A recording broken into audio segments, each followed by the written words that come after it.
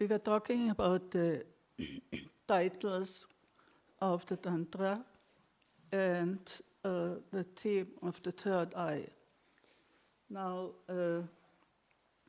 what is interesting, first of all, that the number 3 is completely pervasive. And the system is also called Trika. We will see that when we come to the first chapter, everything is threefold. And the 3 eyes are, of course, the most symbolic expression. You also have the Trishula, but here the 3 eyes are the most important expression of the threefold nature of not only the divine, but the whole of reality. And what is interesting is that explicitly the eye, or the third eye, is treated in the first chapter, but then we move to yoga. Well, there is also ritual and mantra, everything. But it seems as if the theme of the eye is forgotten. But it is very much implicit that the very practice of this yoga leads to the opening of the third eye. But it's not said in those terms. We would expect it. It's not said in that term. But everything is threefold. So we will, what we do in these days is to study and try to practice the 2 stages of yoga out of the 3. Now there are 3 stages of yoga which correspond to the 3 levels which are in all the tantras important. I've already mentioned in the morning. Stula, Sukshma, Para. Normally Stula is translated by gross, but I don't translate it as gross. Gross has very negative connotations.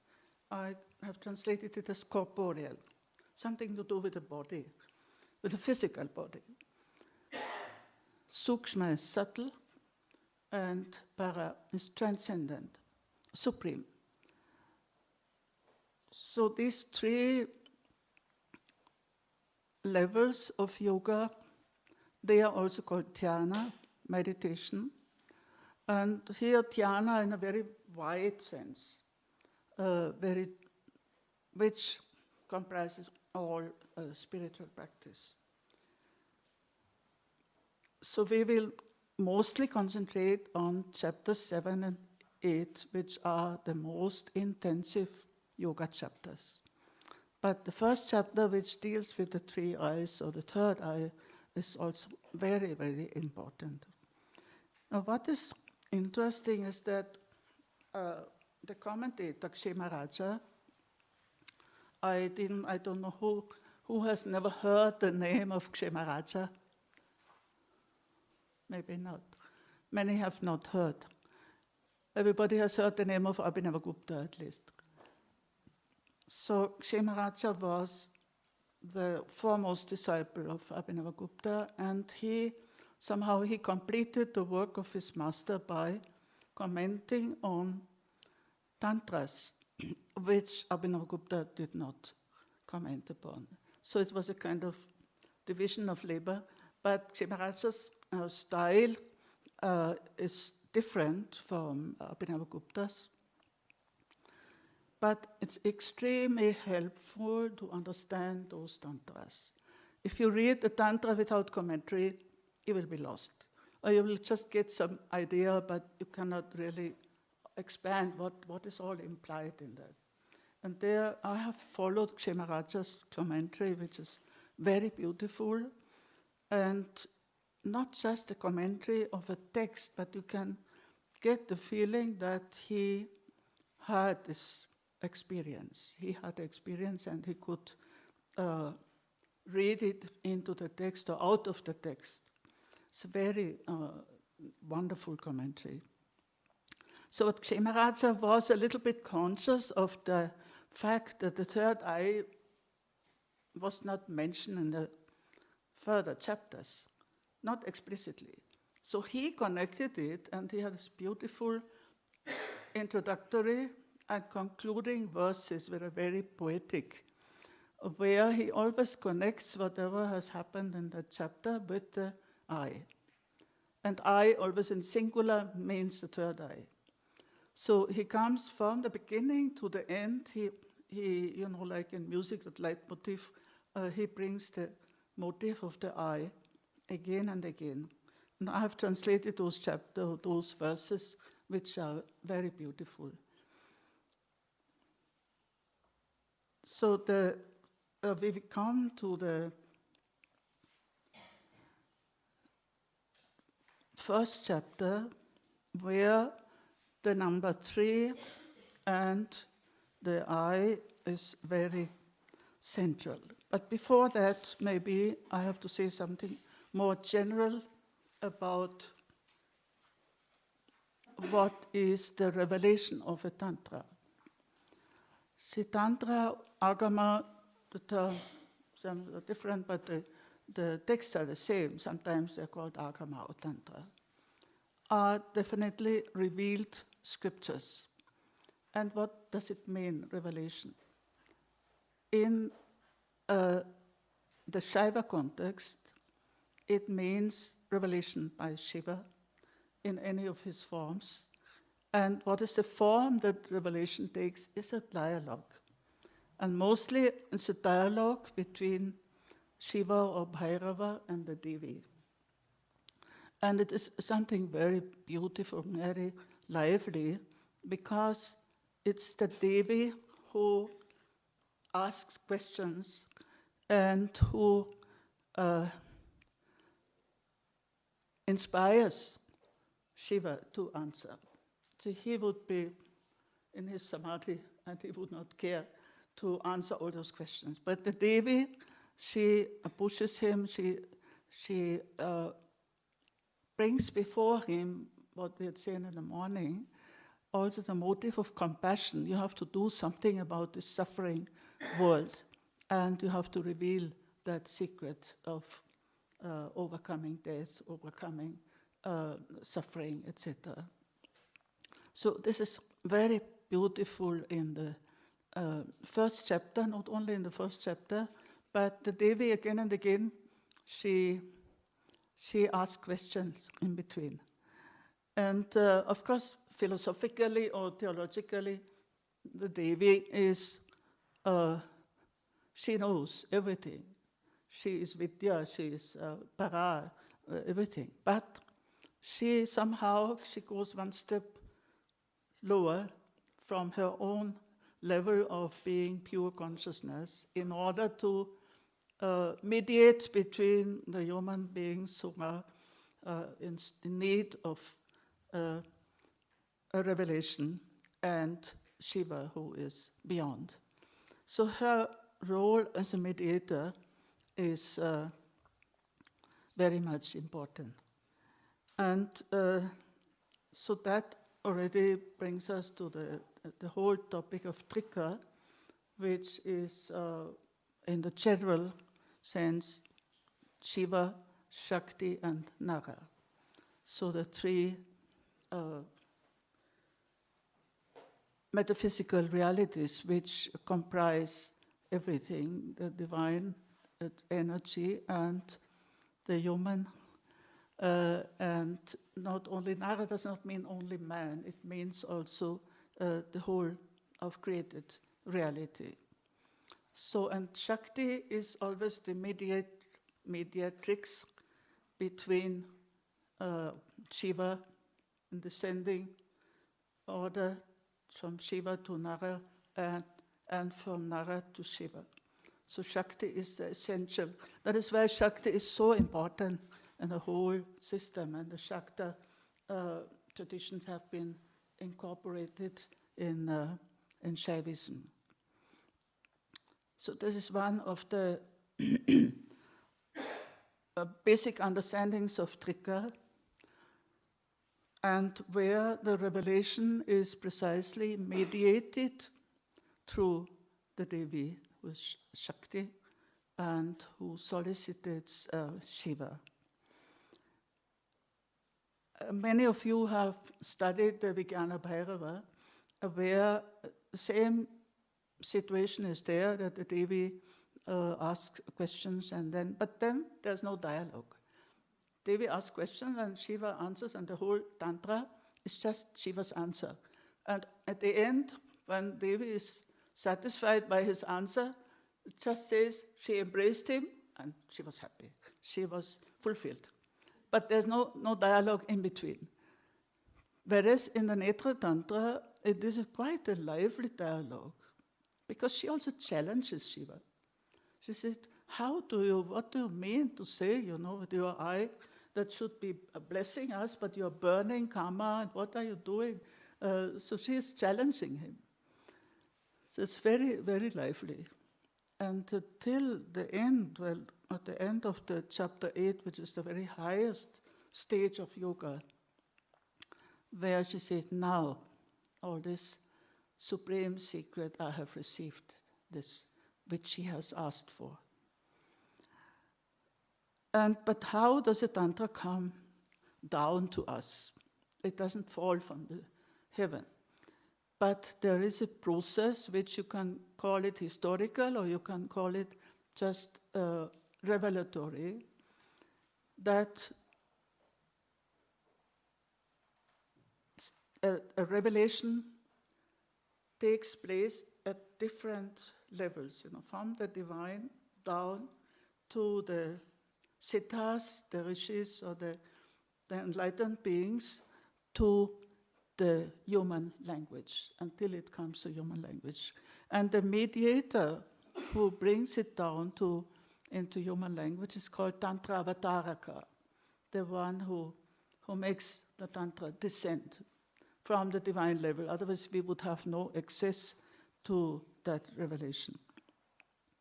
So the Tantra also starts, and this is a very beautiful how it starts. We will come to the first chapter after a little more of introduction. The Tantra starts by Kshemaraja saying, a certain revealer of the Tantra who was enlightened by the Supreme Goddess consciousness with a desire to bestow grace after having paid homage and so on. He pays homage with a desire to reveal the Tantra, which is the tradition containing the secret of all the agamas. Now, this Tantra Avataraka, his qualification for revealing the Tantra, he was enlightened by Goddess consciousness and with a desire to bestow grace. So again, the motivation is one of compassion and the inspiration from Goddess consciousness directly. So this is the mediation which requires these two qualifications. Now, so which are the tantras or agamas which are considered to be revealed by the tradition? Of course, the tradition says that this is a revealed text and this is a text from a human author.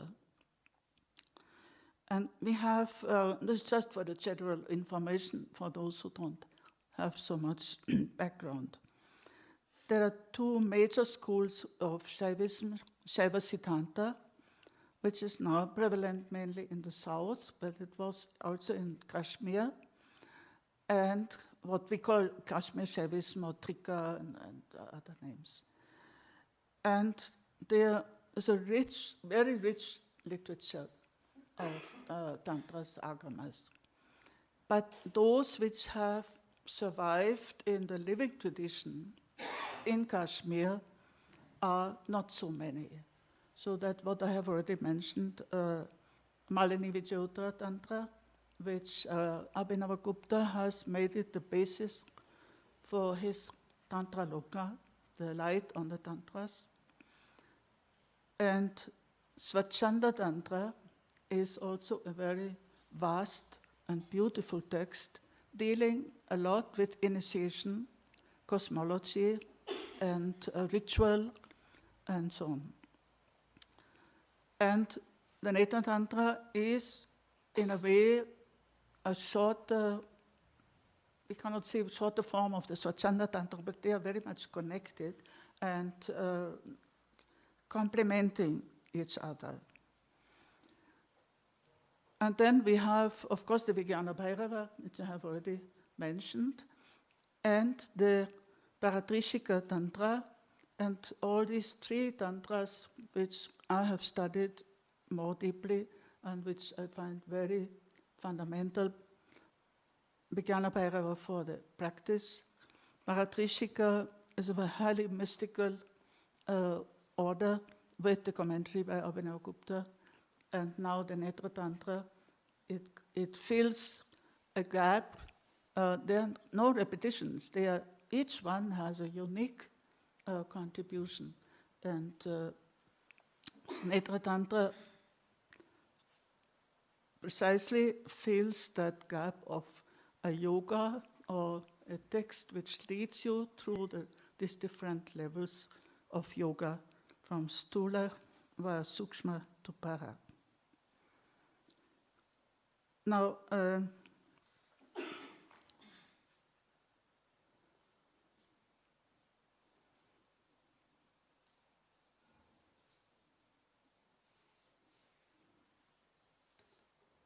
just a second.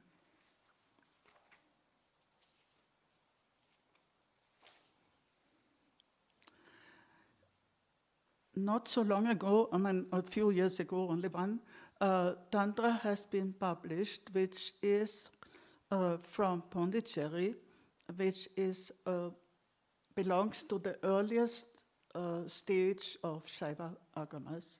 It's called Nishvasa Tattva Samhita.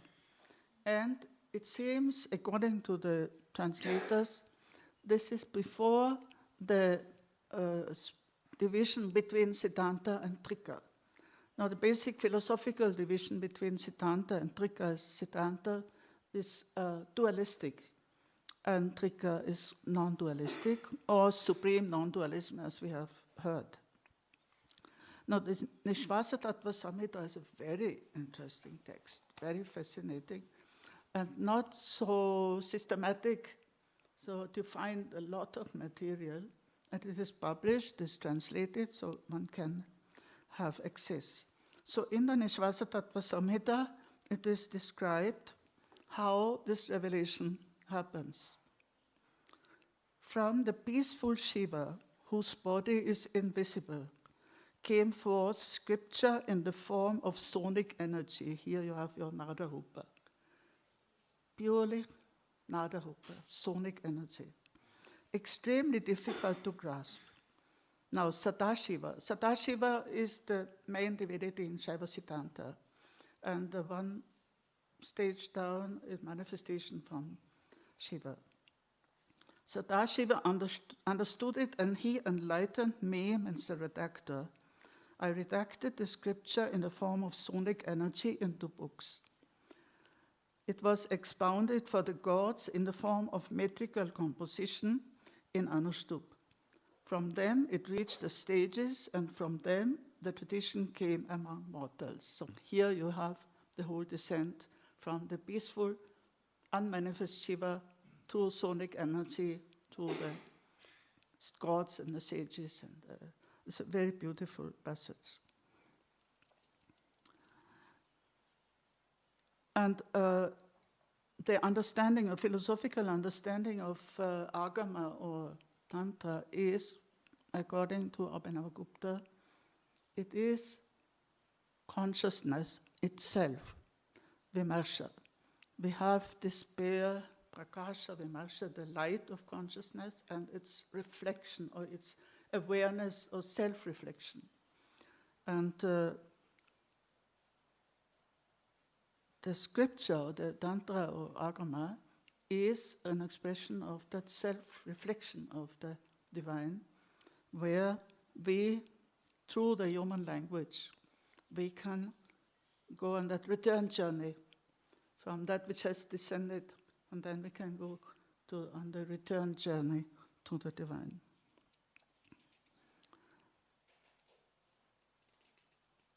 So these tantras which have survived in Kashmir Shaivism, they are complementary. And if one wants to know the whole tradition, one has to study all of them. But unfortunately, Swachanda Tantra is not translated. Well, there's a Hindi translation there, but not in English. My Netra Tantra will be the first English translation. So, and the Jnana Bhairava, of course, has many versions, many translations, many interpretations.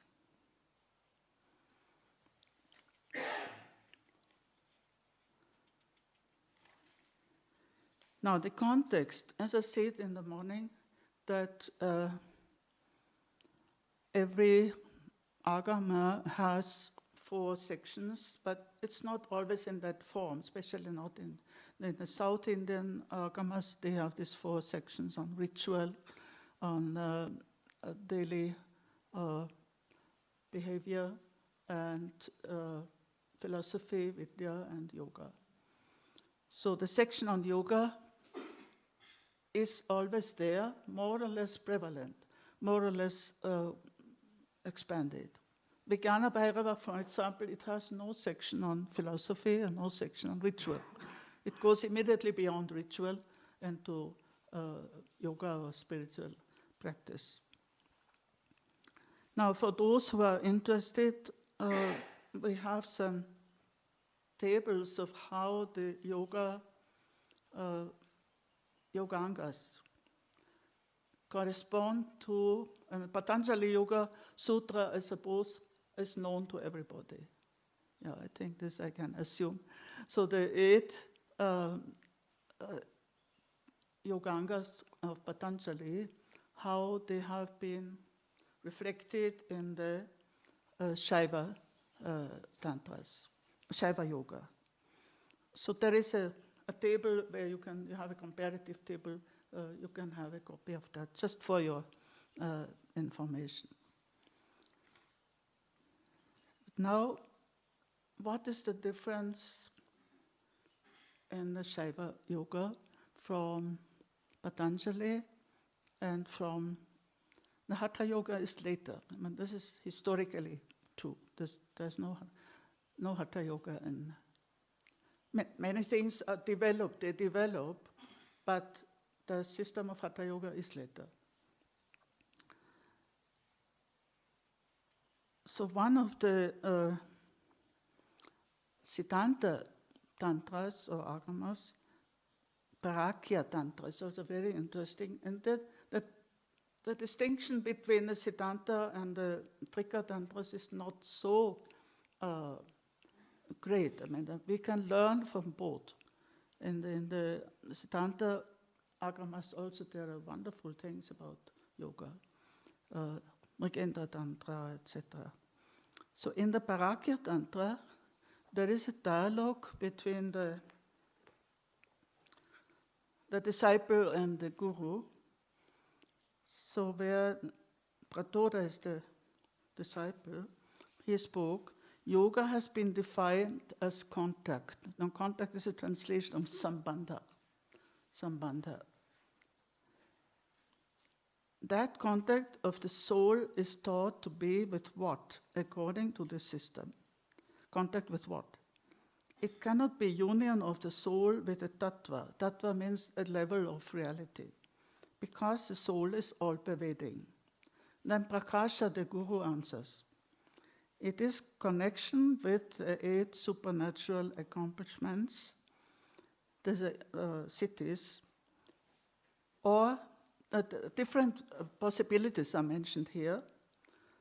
Either it's a connection with the cities, or yoga comes about because of the union with Shiva's power, Shakti Yogata.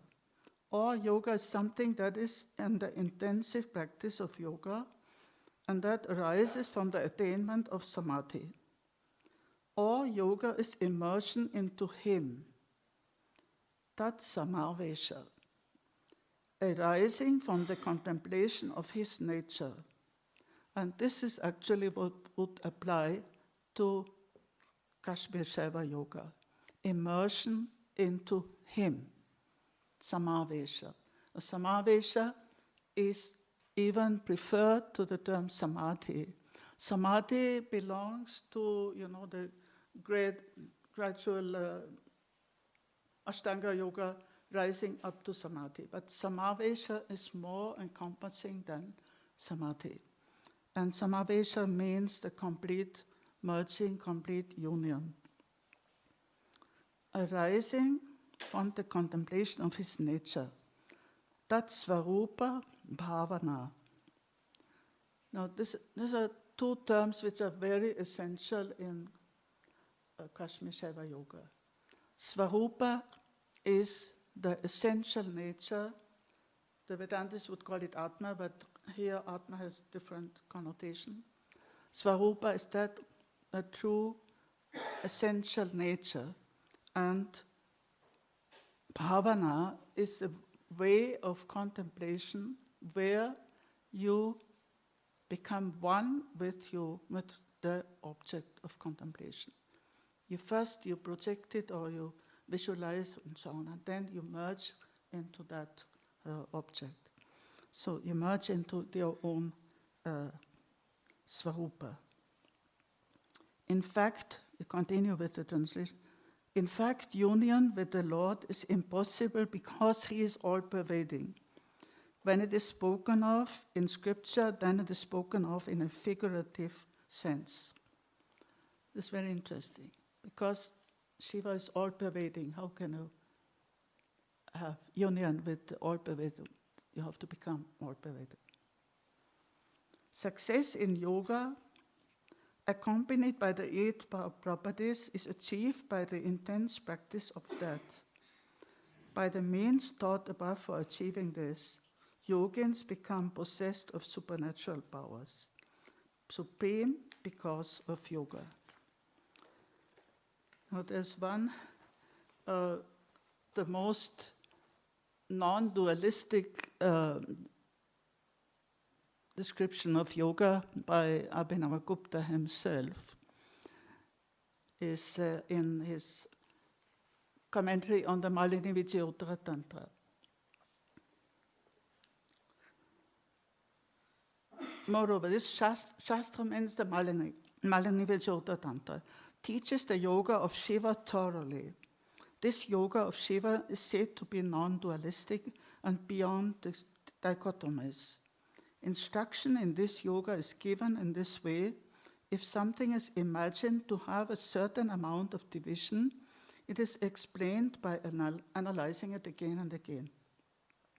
For there is no practice for entering into and remaining in the pervading Bhairava who is without duality, as both entering and remaining are completely dependent on duality. There's a complete hit on the head of those who imagine that there is a duality and then you have to enter and you have to merge and all that.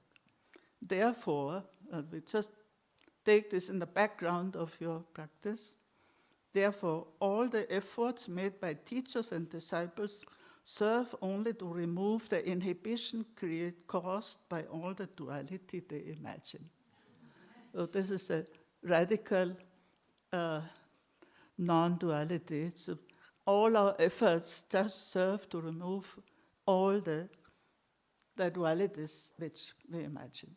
So we imagine there is a goal to achieve, and then we have to make an effort to reach that goal, and then so all that we have to overcome this whole construction which we make of, and that of course corresponds in the system of the upayas, it corresponds to anupaya.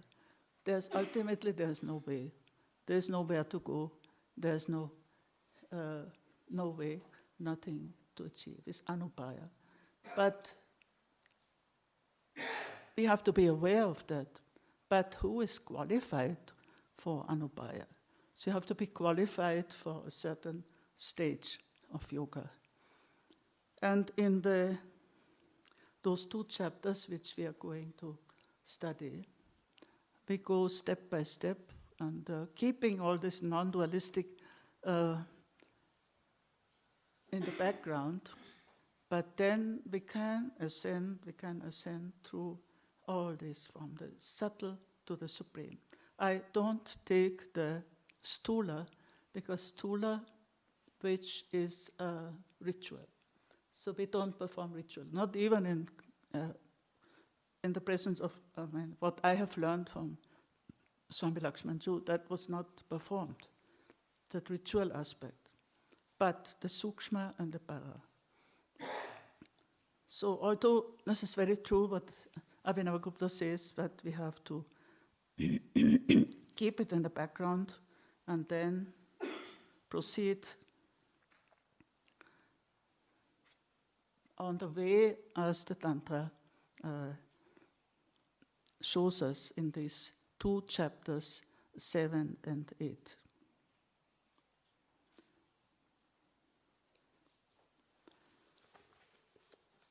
So the Shiva Yoga, in many of the, you will see that on the table, many of the systems of Shiva Yoga don't have Ashtanga but Shatanga. They are not 8 limbs but 6 limbs. And mostly it is Yama Niyama, which is not counted as Anga. Yama Niyama is not counted as an actual part of yoga. It may be a precondition, but not as yoga starts actually, and the interpretation of the other angas is also very different. So we will come to that in chapter 8, the different interpretations of the Patanjali yoga, Ashtanga yoga.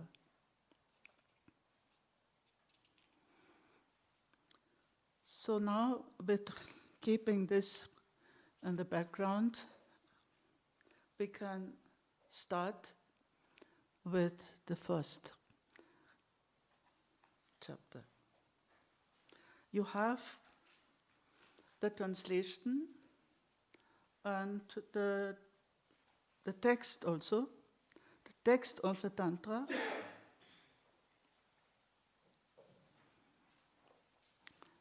Do you remember the tune of the reciting the? You just do it once and we'll try and catch it. Remember. We have to practice. No, if you do it once, we'll remember it. Who will remember? You remember? No. Who else was there? Do you remember?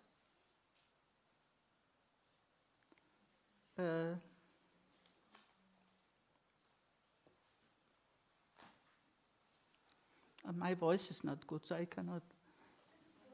Huh? Once.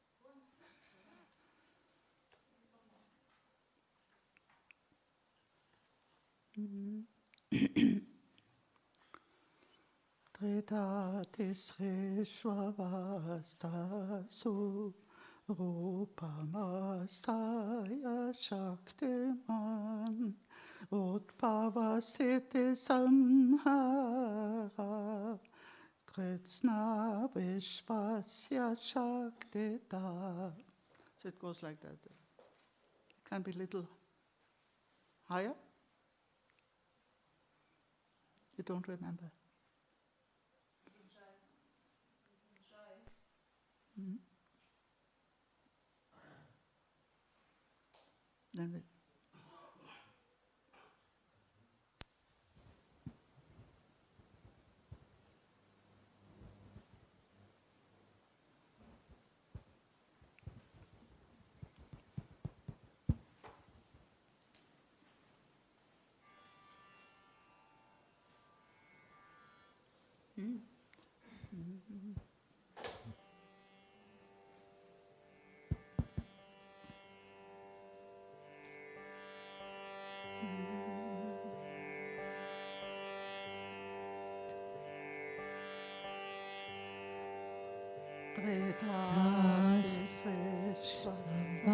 Samastasu Rupamas.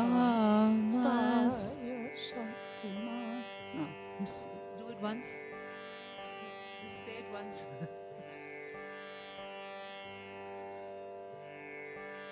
I think we have to practice and then we come. Because we did it with a whole group, but now there are very few from the last seminar.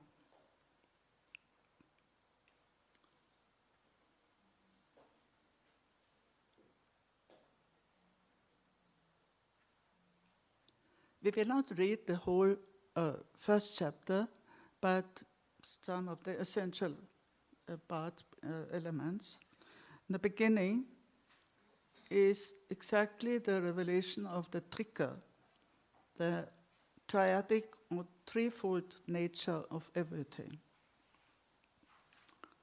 He who is threefold, the possessor of power, having taken form in three states, performs the entire arising, maintenance, and reabsorption of the universe by his power. Homage to that Shiva, the ordainer, whose nature is full of the pure nectar of immortality, transcending even Brahma, Vishnu, and Isha, the Supreme Self.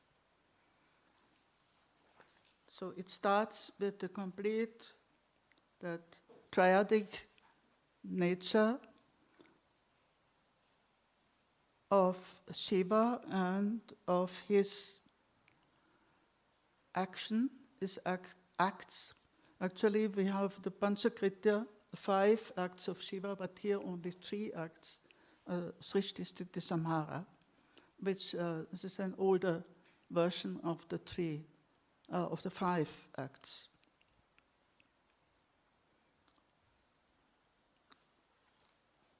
And then Kshemaraja goes into all this threefoldness,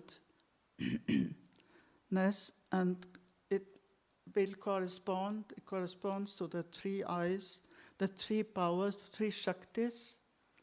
And the 3 Shaktis are either Ichcha, Jnana, Kriya, will, knowledge and cognition and activity, or the supreme para, parapara and apara, the intermediate and the lower, the 3 energies. And then everything is threefold, so also yoga is threefold. As we already said, Stula, Sukshma, Para. And these 3 correspond or are described in the 3 chapters, 6, 7, and 8.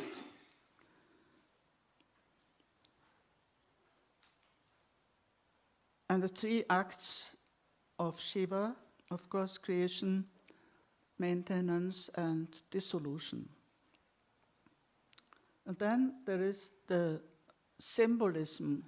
If you have this Murti of Trinetra Bhairava, the symbolism of the 3 eyes is connected with the 3 luminaries, sun, moon, and fire.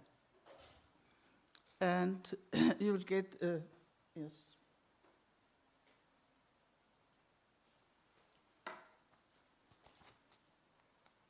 I'll give you a table of these correspondences of these 3.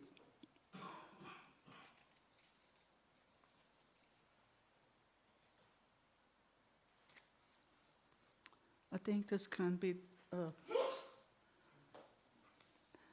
distributed.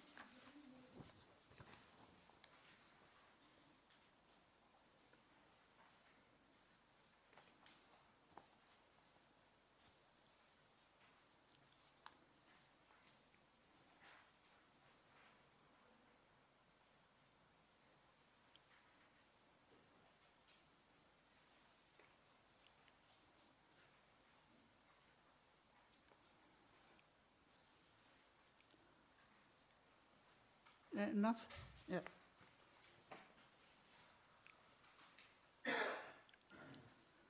And of course, when we come to the subtle yoga, we have the 3 nadis, the 3 energy channels.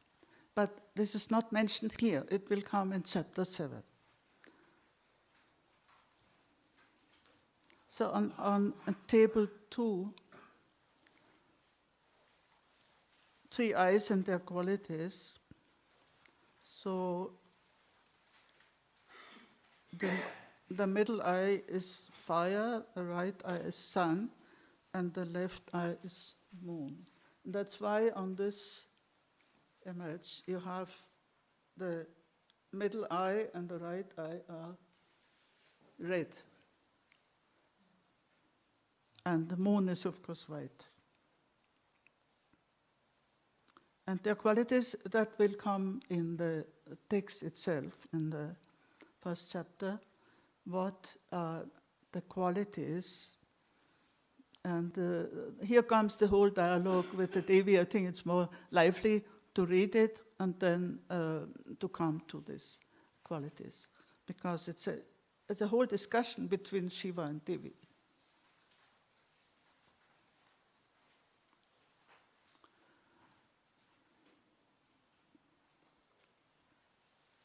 We will only start it, and then tomorrow we'll try to do the first chapter tomorrow in the morning sessions.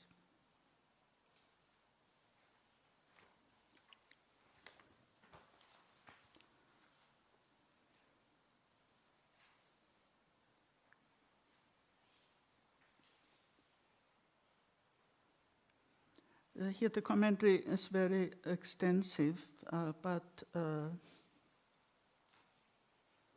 we come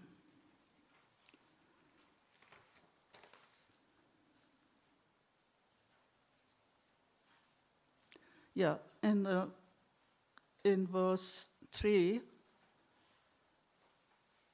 when the Devi assumes her role as a dialogue partner, Parvati, with the desire for the welfare of the living beings, having seen the delighted God seated on the peak of Mount Kailasa, God of gods, great Lord Maheshwara, the remover of bondage, playing with his group of attendants, together with Parvati, quickly rose from his lap and grasped his feet. Having satisfied the Supreme Lord, she asked with great devotion. So I say it's very beautiful mythological setting on Kailasa, and how she, out of that union with Shiva, then she, coming out of his lap means she takes that distance in order to ask the questions. And immediately it is said, with a desire for the welfare of the living beings. That is her motivation. Then this, O Lord of all the gods, Lord of the world, Master of the universe, the great wonder created by you which produces surprise. This is a wonderful way the Devi addresses Shiva again and again. You are the one who creates surprise, who creates wonder. Vismayakaraka. You create whatever you do, it creates wonder and surprise. Vismayakaraka.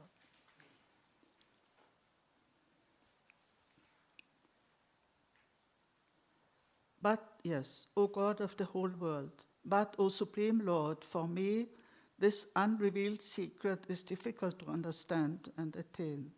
It is not even known to Kartikeya, neither to the gods nor to your group of attendants. It is not known to the yoginis, nor to the mothers, neither to the rishis, nor to the yogis. That secret, O Lord of the universe, if you are pleased, I pray to reveal it entirely to me, who are completely surrendered to you. Now what the Devi asks here, although she is motivated by compassion for all living beings, or for the whole world, But she only asks for that secret. She doesn't say, what is the secret? And afterwards, of course, she comes to the point saying how to experience that secret. So she only asked for that revelation of that rahasya. And the condition for receiving the revelation is, of course, to be surrendered. To be surrendered to the Lord. And then, this verse is 9. Thus, having listened to the words of the goddess, he, Shiva, spoke with a smiling face. It's very beautiful. And Kshemaraja interprets that smiling face, it is very beautiful in Sanskrit. He says, the one whose face has a wonderful smile, that is, with an explosive laughter arising in a state of absorption in the supreme sound. This is tremendous. It is 9.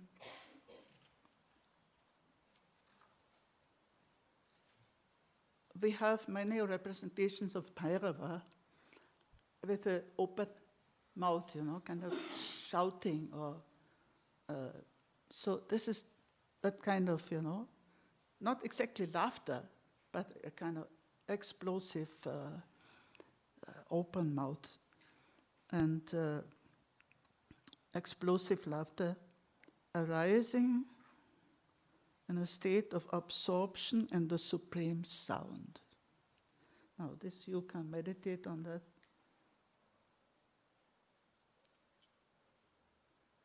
Prakrishta, for those who can enjoy Sanskrit,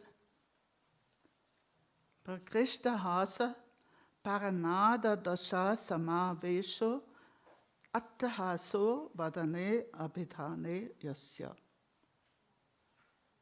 Paranada dasha samavesha, to being absorbed in the state of supreme sound. And what we have heard before, that how the revelation of a Tantra takes place, it comes down from the unmanifest Shiva, and then through a sound which is very subtle and then from that sound, so the origin of revelation is always sound aspect. Not the written word is much, much later. It's the lowest. That's why the oral tradition is more important than the written. So we don't call it scriptures. We call it scriptures because they have that value, but actually they are a manifestation of sound, of that paranada, that supreme sound. And I think we stop here, and so tomorrow we will continue with the whole first chapter and try to complete as far, because then we want to devote a lot of time to the yoga chapters. But that chapter on the I is also very important. And we will try to practice for the recitation. Yes. I would like to conclude also with Vareshal. Let us.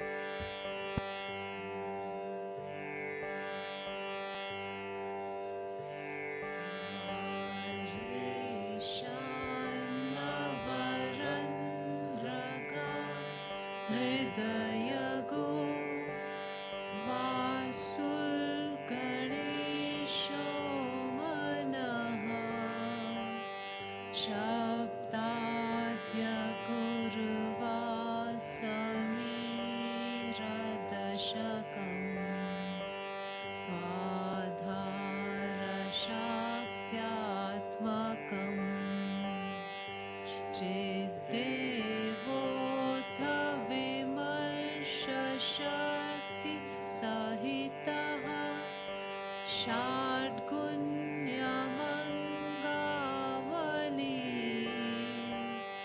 लोकेशकरणानि यस्य महिमा तं नेत्रनाथं सुमः.